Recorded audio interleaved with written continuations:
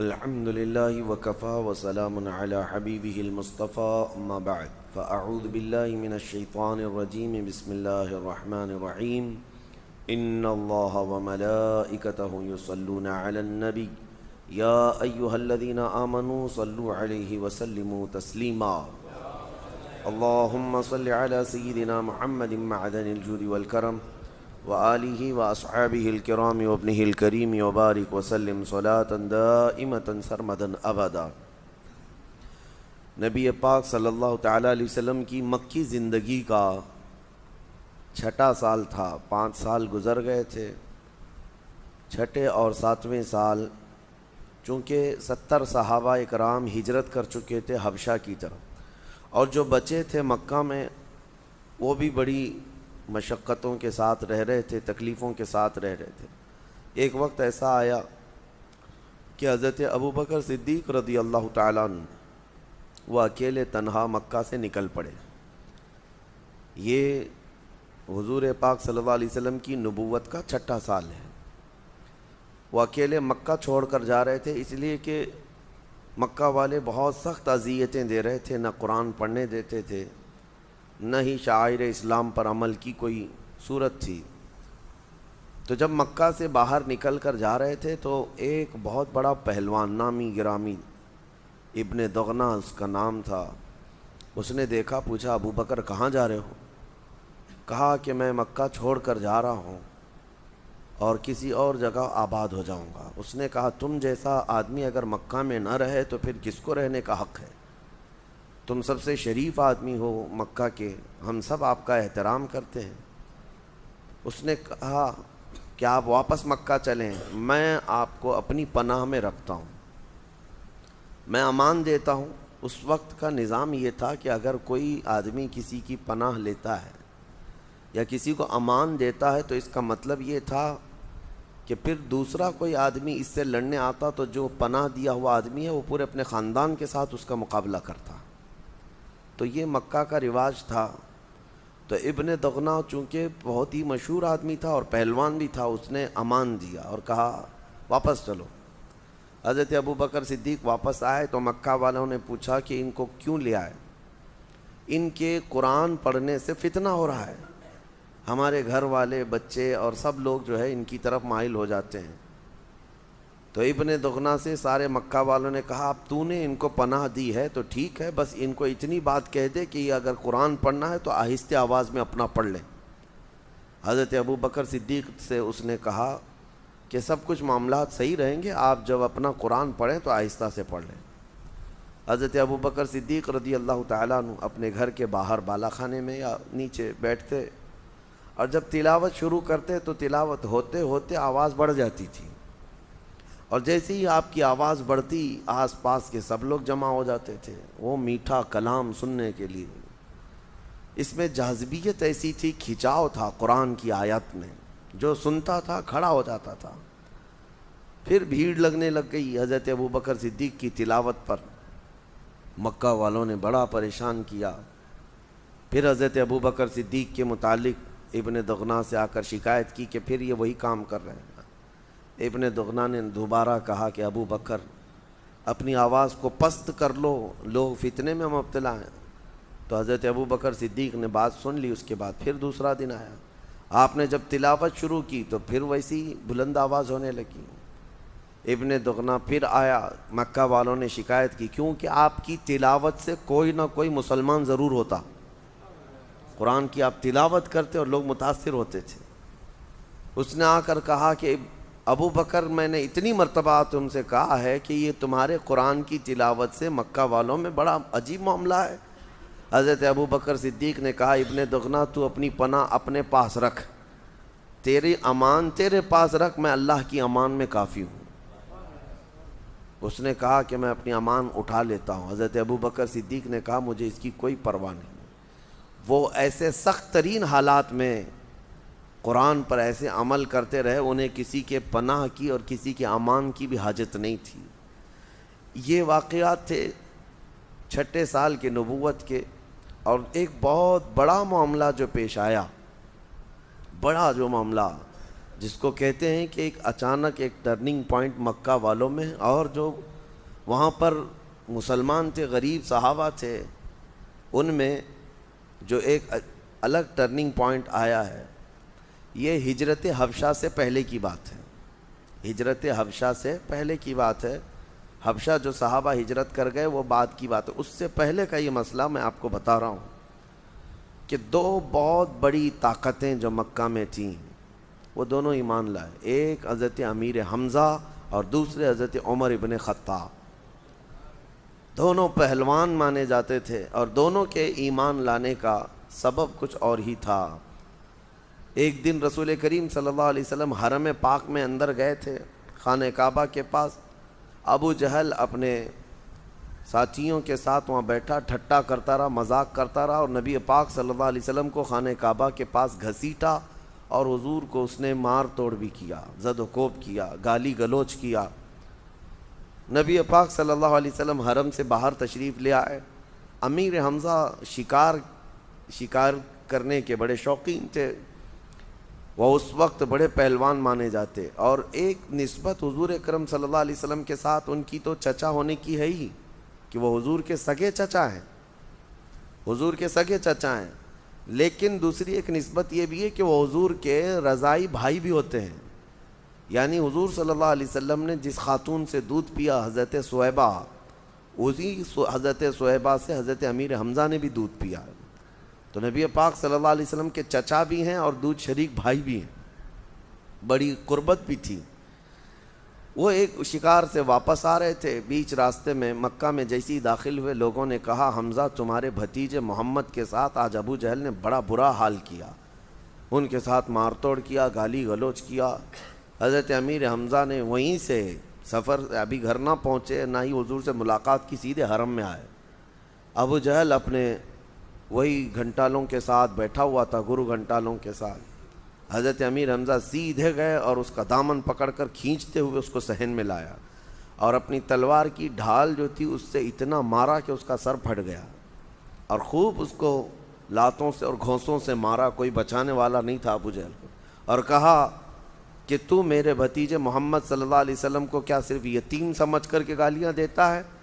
جب تک حمزہ زندہ ہے تو ان کی طرف انگلی بھی نہ اٹھانا، ان کی طرف سختی کا معاملہ ہرگز نہ کرنا، ورنہ میں مقابلے کے لیے ہر گھڑی تیار ہوں۔ جبکہ وہ ایمان لائے ہوئے نہیں تھے، ایمان لائے ہوئے نہیں تھے، لیکن رشتہ داری کی حمیت اور غیرت بھی تو تھی۔ اور اس کے بعد لوگوں نے کہا حمزہ تمہیں پتہ ہے تمہارا بھتیجا کیا کر رہا ہے؟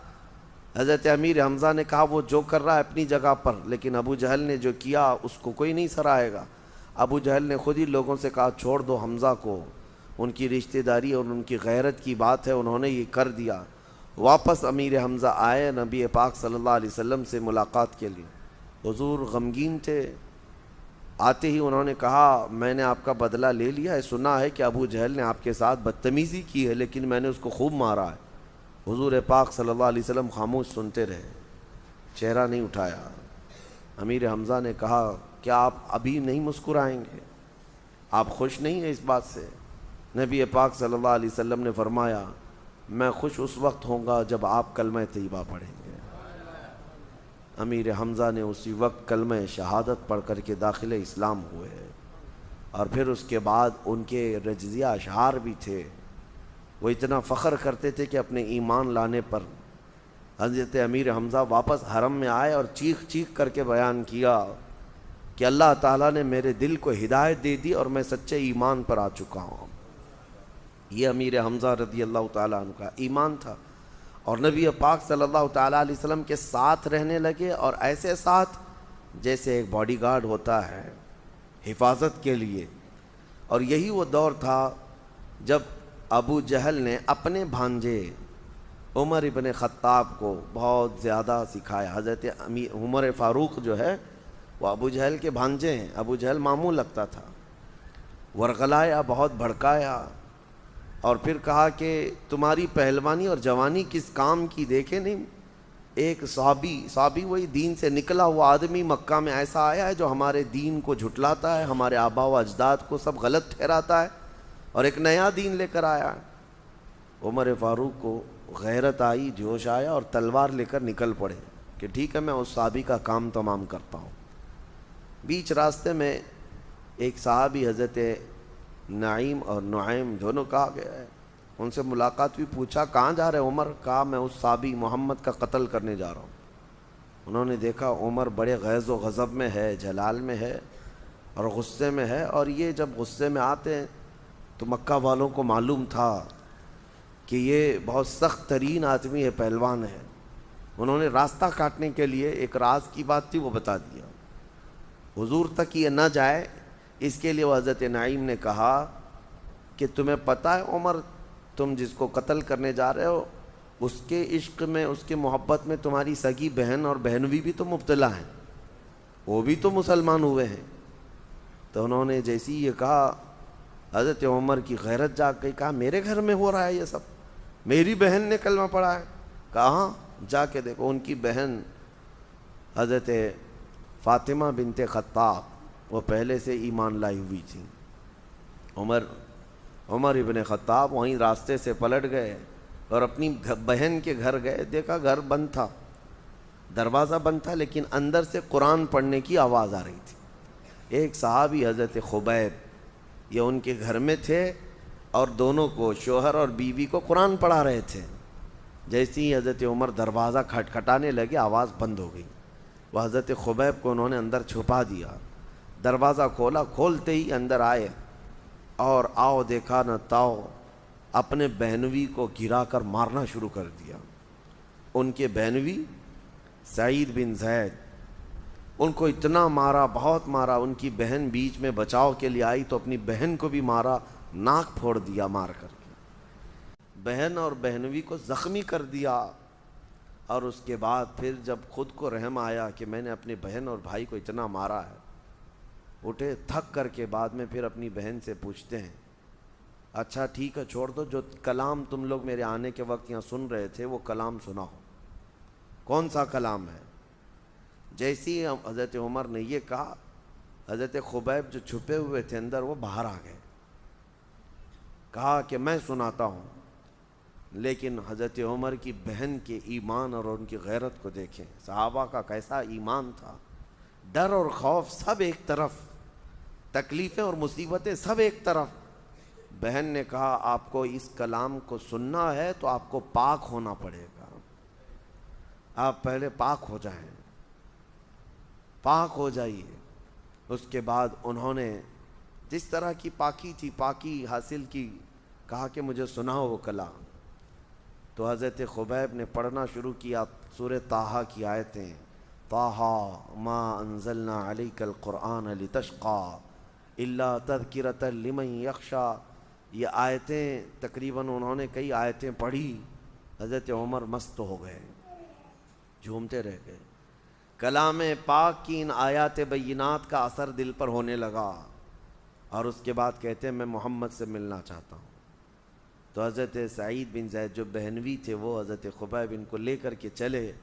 نبی پاک صلی اللہ تعالیٰ علیہ وسلم اس وقت بھی حضرت زید بن ارقم کے گھر میں تھے، اور حضرت امیر حمزہ دروازے پر پہرا دے رہے تھے، وہ پہلے ایمان لائے ہوئے۔ تو حضرت عمر تلوار لٹکائے تیزی سے آنے لگے، تو امیر حمزہ نے بھی تلوار نکال لی۔ اندر سے آوازیں آنے لگ گئی کہ عمر آ رہا ہے، عمر آ رہا ہے، پتہ نہیں کیا ہونے والا ہے۔ تو حضرت امیر حمزہ نے چیخ کر کہا عمر آ رہا ہے، تو حمزہ بھی کھڑا ہے، اور یہ کہا کہ اگر اس کی نیت اچھی ہے تو میں استقبال کروں گا، اور اگر بری نیت لے کر کے آ رہا ہے تو میری تلوار سے وہ بچ کر نہیں جائے گا۔ امیر حمزہ دروازے پر تان کر کھڑے تھے۔ نبی پاک صلی اللہ علیہ وسلم اندر حجرے سے آواز لگاتے ہیں امیر حمزہ کو کہ آپ اپنی تلوار نیچی کر لیں، اس لیے کہ اللہ نے مجھے یہ حکم فرمایا کہ عمر آپ کے پاس آئے گا اور اسلام کے ساتھ آئے گا۔ نبی پاک صلی اللہ علیہ وسلم نے ایک دن پہلے دعا کی تھی، اللہم اعز الاسلام باحد من العمرین۔ ابو جہل کا نام بھی عمر ہے، ابو جہل کا نام بھی عمر ہے، عمر بن ہشام، اور حضرت فاروق اعظم کا نام بھی عمر بن خطاب۔ حضور نے یہ دعا کی تھی کہ اے اللہ دونوں عمروں میں سے کسی ایک عمر سے اسلام کو عزت عطا فرما دے، اور حضور کی دعا یہ حضرت فاروق اعظم کے حق میں قبول ہوئی. دونوں عمروں میں سے کسی ایک عمر کے حق میں اللہ تعالیٰ اسلام کو عزت بخشا بھی. اور یقیناً حضرت عمر کے اسلام لانے کے بعد جو معاملات ہوئے، ٹرننگ پوائنٹ جس کو کہتے ہیں، امیر حضرت عمر فاروق آئے بارگاہ مصطفیٰ میں، تلوار زمین پر رکھ دی اور گھٹنے ٹیک دی اور کہا آپ جس چیز کی دعوت دیتے ہیں میں کوئی سوال نہیں کرتا، مجھے بھی اس دعوت دیں اور وہ کلمہ پڑھائیں اور اپنے غلاموں میں شامل کریں. یہ حضرت عمر نے جیسے ہی یہ کہا، صحابہ جو اندر بیٹھے تھے وہ تقریباً 40 کے قریب تھے، اتنی تیز آواز میں انہوں نے نعرہ لگایا تھا کہ مکہ میں گلیوں میں یہ آواز گونج گئی. سارے سن پڑے، اللہ اکبر کی آواز اتنی زور تھی. اور دیکھیں سب سے پہلا کام حضرت عمر کے اسلام لانے کے بعد ہوا کیا؟ آپ نے کلمہ طیبہ پڑھا اور اس کے بعد نیکسٹ جو سب سے پہلا کام ہے، حضرت عمر نے پہلے ہی پوچھا یا رسول اللہ صلی اللہ علیہ وسلم، اسلام حق ہے، ایمان حق ہے، تو اس کمرے میں نہیں، ہم علی الاعلان حرم میں جا کر نماز پڑھیں گے. حضور اکرم صلی اللہ علیہ وسلم نے ان کی بات مان لی، کہا کہ چلو. اب اس کے بعد پہلی مرتبہ دار ارقم سے حضور پاک کے ساتھ یہ صحابہ نکلے. 40 صحابہ حرم کی طرف جا رہے تھے، 2 صفوں میں تھے، 2 صفوں میں چلتے ہوئے جا رہے تھے. ایک صف کے آگے امیر حمزہ تھے، ایک صف کے آگے عمر ابن خطاب تھے. مکہ کی گلیوں سے گزرتے ہوئے حرم تک پہنچے. بہت سارے گرگٹ دیکھتے رہ گئے لیکن کوئی کچھ نہیں کر سکا، کوئی کچھ نہیں کر سکا. اور یہ بڑی شان کے ساتھ حرم پاک میں آئے بھی اور اپنی عبادت بھی کیے اور واپس آئے. یقیناً میرے آقا کی دعا عمر فاروق کے حق میں قبول ہوئی تھی کہ جب حضرت عمر نے اسلام قبول کیا تو اسلام کی وہ عزت ہی الحمدللہ آج 14 صدیوں کے بعد بھی حضرت عمر کے نام سے دنیا کانپتی ہے. اور حضرت عمر فاروق رضی اللہ تعالیٰ عنہ کے جو رولنگ کا زمانہ ہے اس کو پوری دنیا مثال میں پیش کرتی ہے. یہ 2 اہم واقعات 7ویں نبوت کے 7ویں سال یا 6 سال پیش آئے تھے. اور اس کے بعد نبی پاک صلی اللہ تعالیٰ علیہ وسلم کے سوشل بائیکاٹ کا زمانہ شروع ہوا. اور اس کے بعد جو حالات ہوئے، حضرت بی بی خدیجۃ الکبریٰ رضی اللہ تعالیٰ عنہا کے انتقال اور جناب ابو طالب کے انتقال کا معاملہ آیا، یہ سیرت کا حصہ تھا. انشاءاللہ العزیز اس کو کل عرض کرتا ہوں. وآخر دعوانا ان الحمد للہ رب العالمین.